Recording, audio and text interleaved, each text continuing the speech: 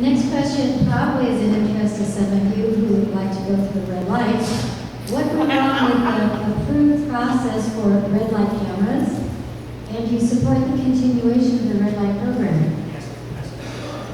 What went wrong with the approved process for red light cameras? What went wrong with the approved process? Sounds like it was approved. So there was nothing wrong with the approved process other than they cut the cost of the project and made it cost neutral. And so coming back to the council, the vote occurred the same way. It was approved. Ed Atkinson brought this program in 2006 to the city. Okay? The new city council in 2011 has validated that, and we re-upped for another 5 years for red flags to provide this public safety tool for our city that saves lives, cuts down on the most violent T-bone intersections, the worst intersections that create or have had T-bone accidents that have maimed or killed people. And so, from my standpoint, and the 4 individuals that voted for that last night, Tuesday night, we believe it's a public safety tool that allows the officers, the motor officers, to be reallocated more efficiently and effectively away from those intersections and at schools where there's more problems with traffic and potential car-to-person accidents or little person accidents like we saw yesterday. A little person was killed by a car. And so we need to be thinking about that. What is a more effective and efficient way to use our police force than having them stationed at the worst intersections? There's only 16 intersections, I think it is, where these red light cameras are.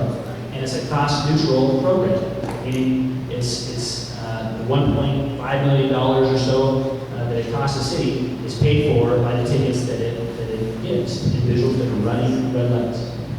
Mr. Atkinson? Yeah, most of the money they get fined on the red light program is done in Arizona. It doesn't end up here in serve our particular community. Yes, I was on the council when we approved the red light program.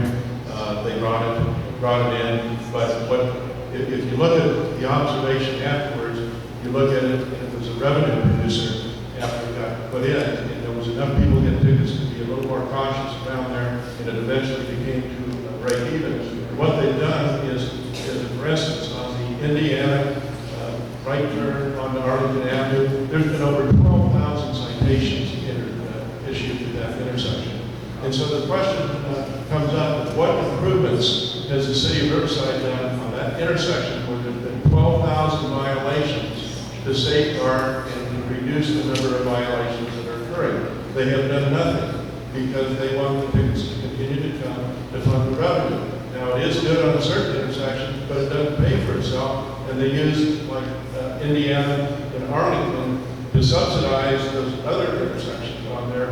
And if you were to take those intersections off that are probably borderline in traffic, the system wouldn't pay for itself. So that's why they're still there. And I think it's probably time for that concept to go ahead and leave the city. If you look at the around the city or around the state, where they put it up to a vote of the people, and almost in every case, the people say this is not what we want for our city. It's not being a friendly place to us. First of all, it's not been revenue producing. That's why they brought it back. The city manager saw a hole in the budget, the general budget, and said, wait a second here, we need to make this cost neutral. So it's not been revenue producing. That's why it was brought back to the council. We took a look at it, and we made it cost neutral. We made it effective. Again, we don't put it in every intersection. We put it in a few intersections that have had major accidents, okay, to protect the public.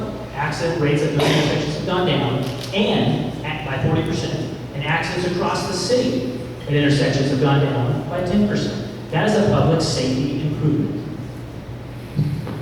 Mr. Atkinson? The cameras have no discretion in there, and that's not fair. Give me an example.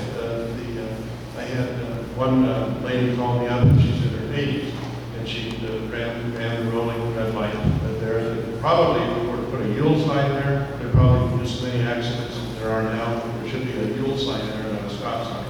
But she ran it, she got a ticket in the mail, and she paid the ticket.